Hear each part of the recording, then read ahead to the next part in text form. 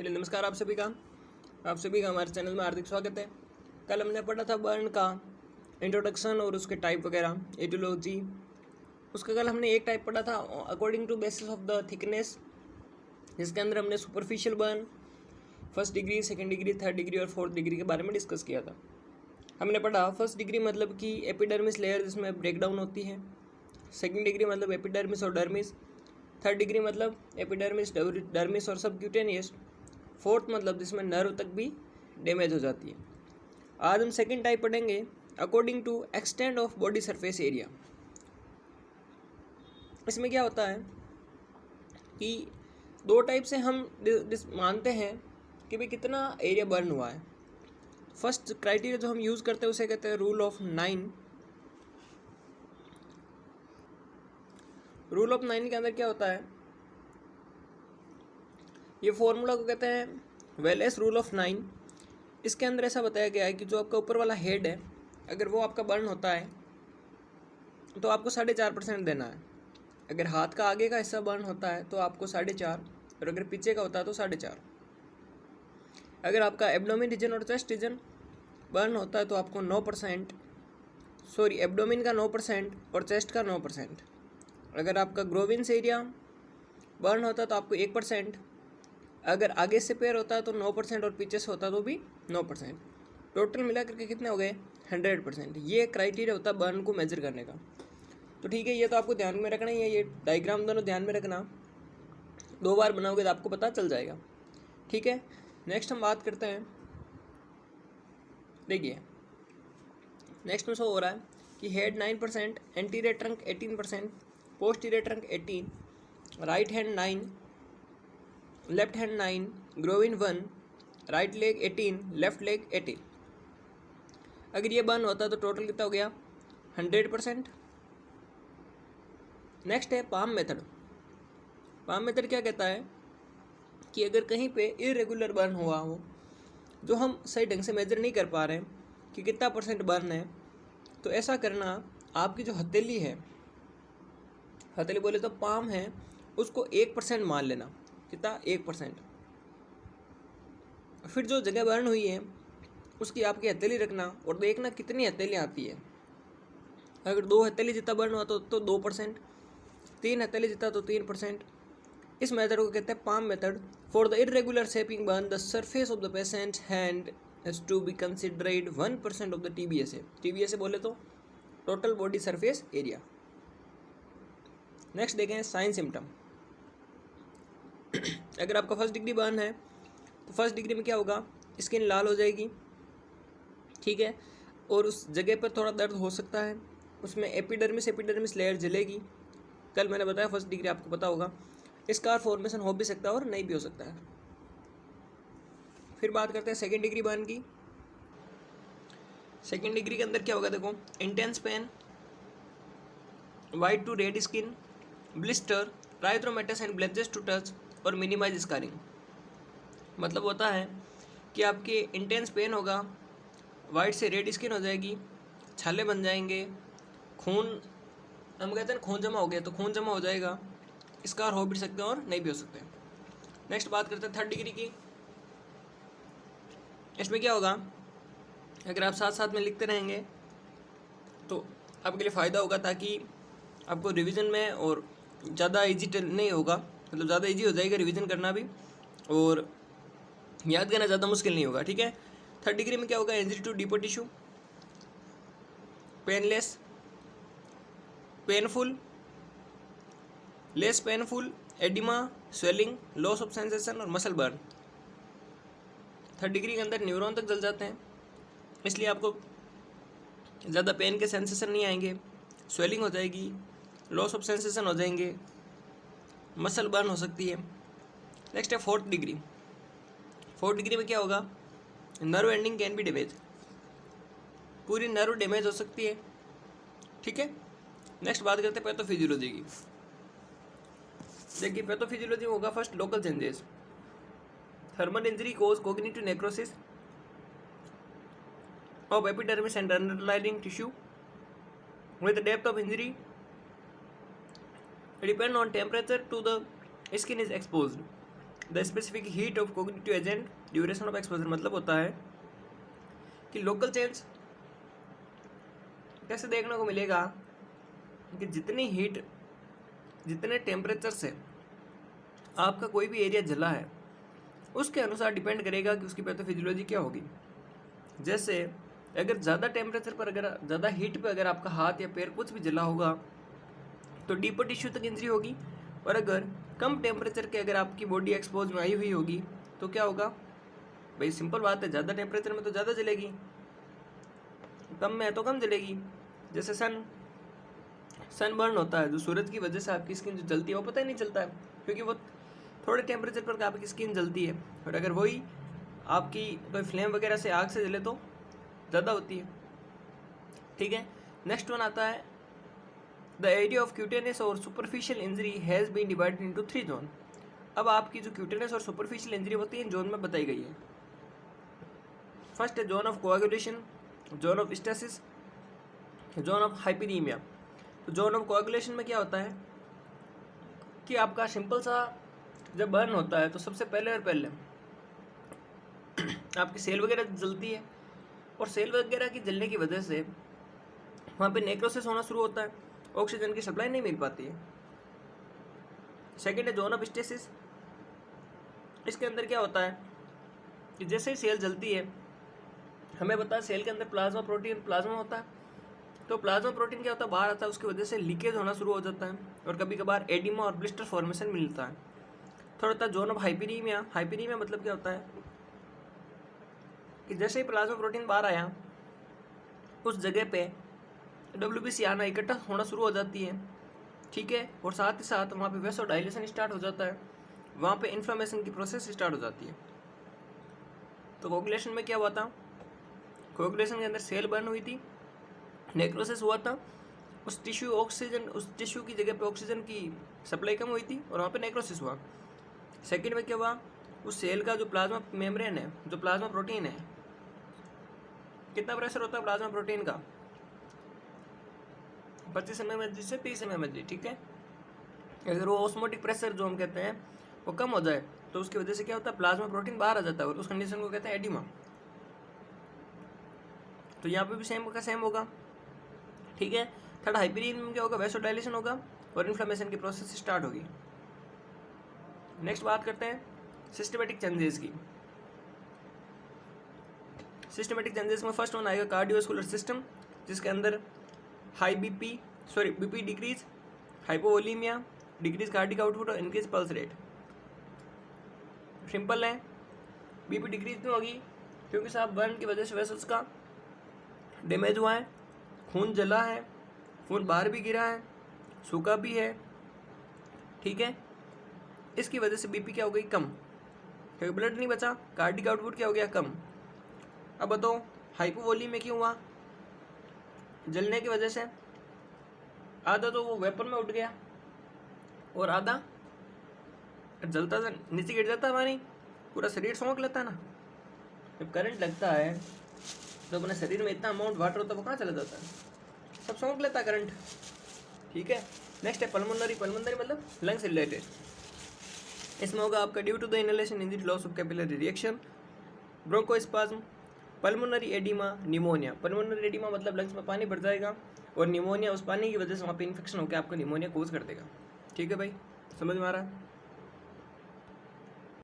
आ जाइए, अब हम बात करते हैं इसकी नेक्स्ट पॉइंट की। सिस्टमेटिक चेंजेस के अंदर 2 हमने पढ़ लिए, तीसरा अब हम पढ़ रहे गैस्ट्रो इंटेस्टाइनल चेंजेस, जिसके अंदर नोजिया, वॉमिटिंग और कर्लिंग अल्सर। कर्लिंग अल्सर मतलब जो अल्सर स्ट्रेस की वजह से होता है उसे कहते हैं कर्लिंग अल्सर। नोजिया होगा, वॉमिटिंग होगा और कर्लिंग अल्सर देखने को मिलेगा। ठीक है, फोर्थ वन बात करते हैं हिमेटोलॉजिकल चेंजेस। हिमेटो मतलब ब्लड रिलेटेड क्या क्या चेंजेस होंगे। तो ब्लड रिलेटेड क्या होंगे भाई साहब पहले तो होगा एनीमिया, उसके बाद में क्या होगा आपका, पहले तो HB काउंट बढ़ेगा, हीमोग्लोबिन का काउंट बढ़ेगा, पर बाद में धीरे धीरे एनीमिया हो जाएगा। उसके बाद में बढ़ते हैं मेटाबॉलिक चेंजेस।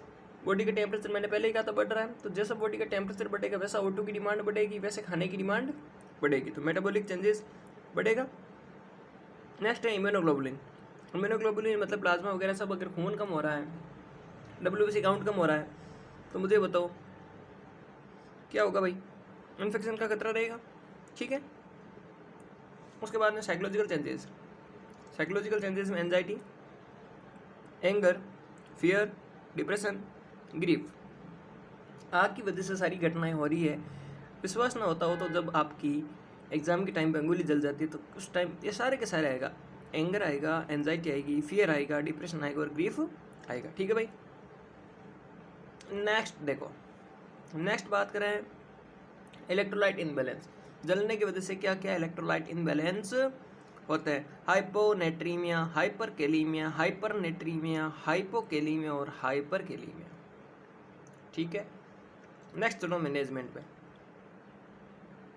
कहते दरिया तेरी खैर नहीं, लहरों ने बगावत कर ली है, नादान ने समझ बुजदिल इनको, बूंदों ने बगावत कर ली है, हम परवाने मौत समा, मरने को किसको खौफ यहाँ, अरे तलवार तुझे झुकना होगा, गर्दन ने बगावत कर ली है। अब आप ही बगावत करो, ऐसी बगावत करो। आपके एग्जाम जो होंगे थर्ड ईयर के वो लगभग 1 तारीख के बाद स्टार्ट होंगे, है ना। 24 से तो बाकी वालों की स्टार्ट है। तो आपने नहीं पढ़ा होगा तो अभी कोई टेंशन की बात नहीं। 3 सब्जेक्ट हैं, 1 महीना पढ़ा है, और अगर आप कंटिन्यू इसी तरह से हमारे साथ में बने रहे तो विश्वास के साथ कहता हूँ सारा सिलेबस आपका कंप्लीट करा देंगे और सब का सब एग्जाम में आएगा। ठीक है, टेंशन की कोई ज़रूरत नहीं है। टेंशन लेते हैं, समझ गए। मैनेजमेंट में जाओ, मैनेजमेंट होगा फर्स्ट एड। सबसे पहले तो मैनेजमेंट करेंगे फर्स्ट एड। ऐसा नहीं है मैनेजमेंट आए तो आप सीधा ही लिख दो एनालिसिस, है, पेन किलर, ऑस्मोडायूरेटिक्स, वो नहीं लिखना। सबसे पहले क्या करोगे, मैनेजमेंट हमेशा ये नोट्स ऐसे नोट्स हैं जो मैंने खुद ने इतनी मेहनत से बनाए भाई आपके लिए। मतलब कि बहुत ज़्यादा मेहनत इसमें लगी है मुझे, क्योंकि सारा कंटेंट अलग अलग जगह से छांट करके बनाना पड़ता है। तो समझ में आया वैसा, अगर वरना क्या मतलब। ठीक है, तो मैनेजमेंट समझ लो। सबसे फर्स्ट आता है फर्स्ट एड। फर्स्ट एड में आप क्या करोगे, हमारे सामने अगर कोई चीज़ जल रही है तो हम उसको बुझाएंगे पहले आग को, stop the burning process. Second one क्या करेंगे, कूल द एरिया। एरिया को कूल करेंगे, पर कैसे, ठंडे पानी से नहीं करेंगे, क्योंकि ध्यान रखना ठंडे पानी से और ज़्यादा जलन होती है। हमें टेप वाटर यूज़ करना है, मतलब नल का पानी, और वो भी कितना, 20 मिनट तक। नेक्स्ट आ जाओ, इंडिकेशन ऑफ बर्न पेशेंट। अगर आपको बर्न पेशेंट को एडमिट करना है तो उसके क्या क्या इंडिकेशन देंगे।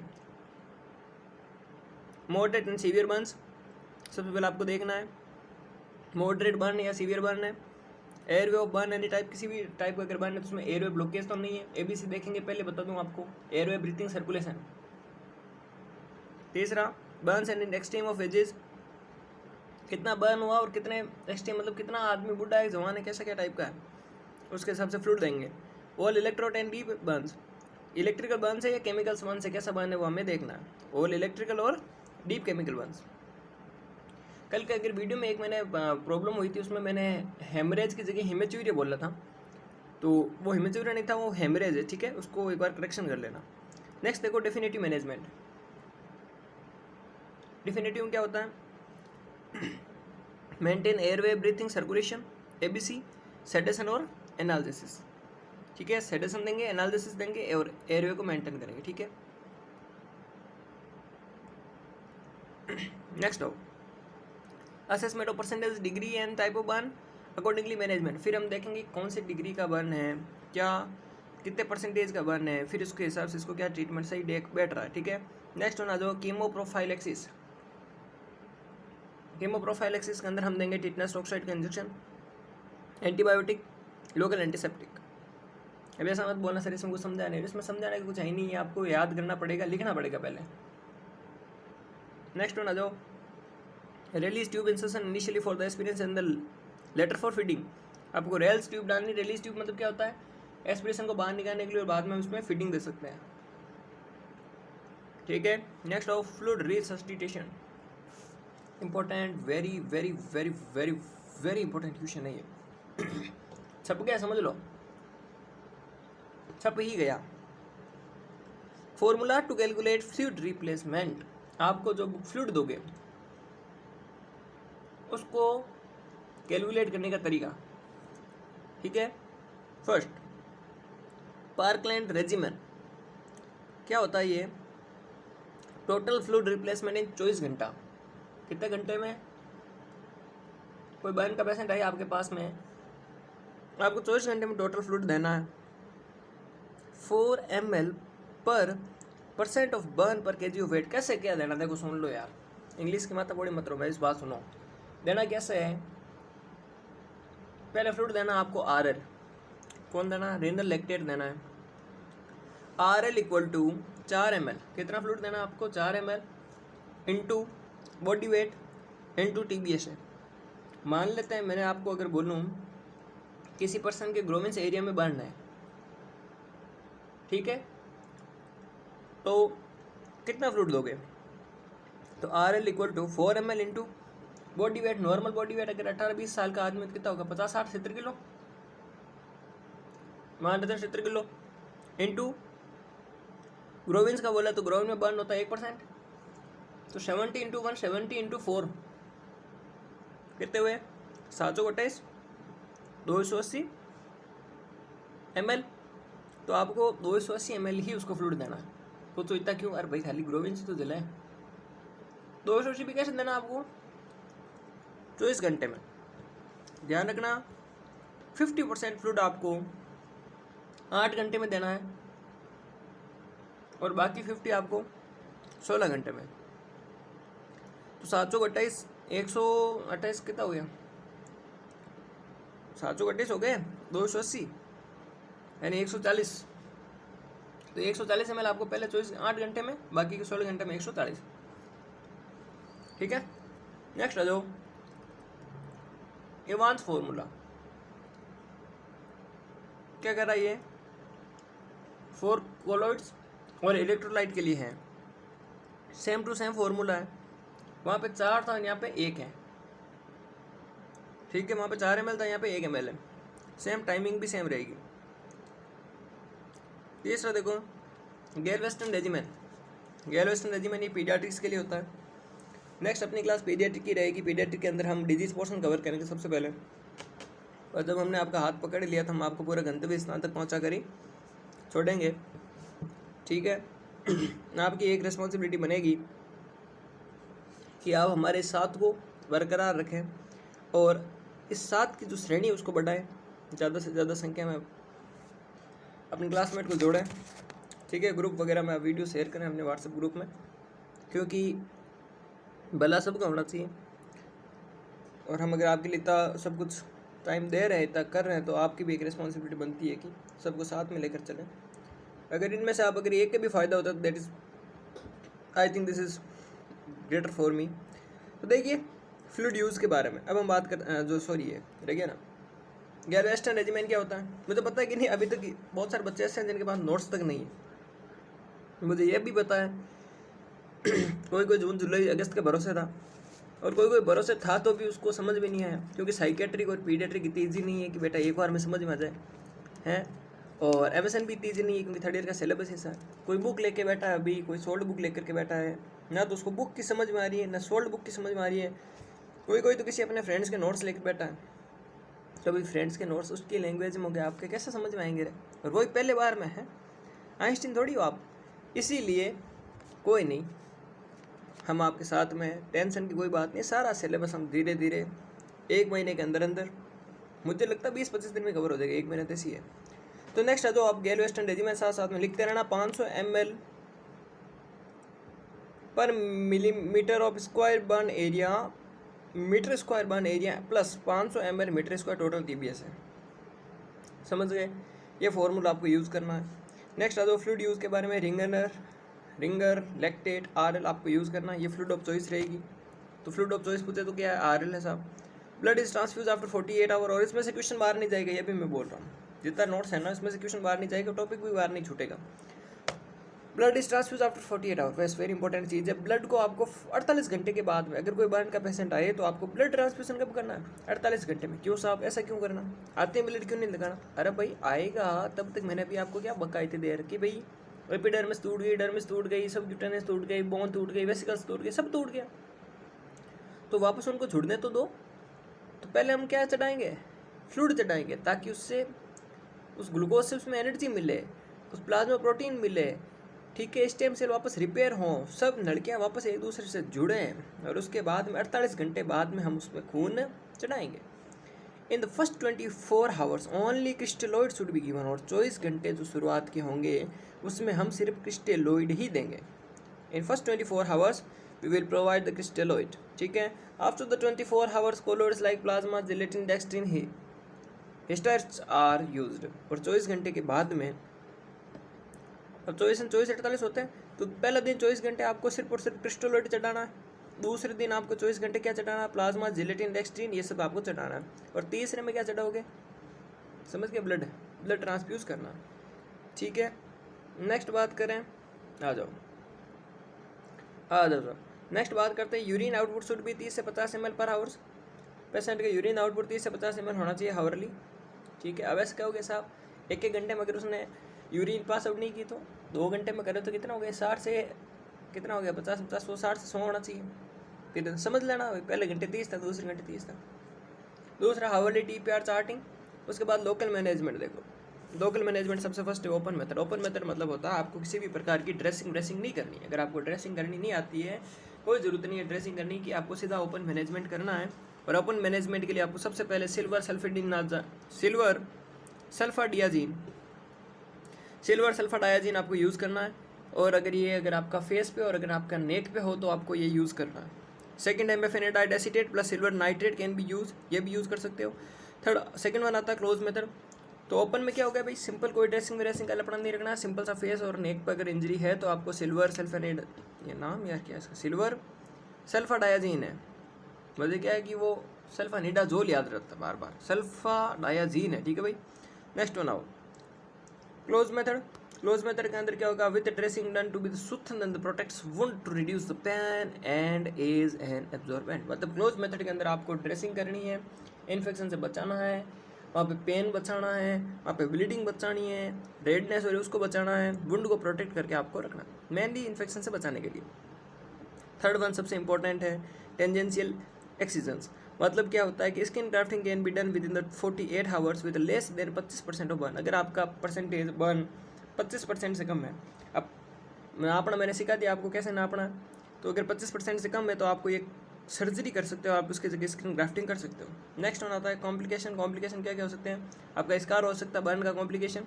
स्कार्स क्या होता है साहब, स्कार्स मतलब होता है कि it is hard denatured full thickness deep burns with contracted dermis. मतलब हम समझते हैं, अगर मैं एक सिंपल सी भाषा में कहूँ, इस सब का मतलब एक होता है काले काले धब्बे बनना, जलने के बाद में काले काले धब्बे बनते हैं, उन्हें कहते हैं it is charred denatured full thickness deep burns and with contracted dermis, इसी को कहते हैं, ठीक है।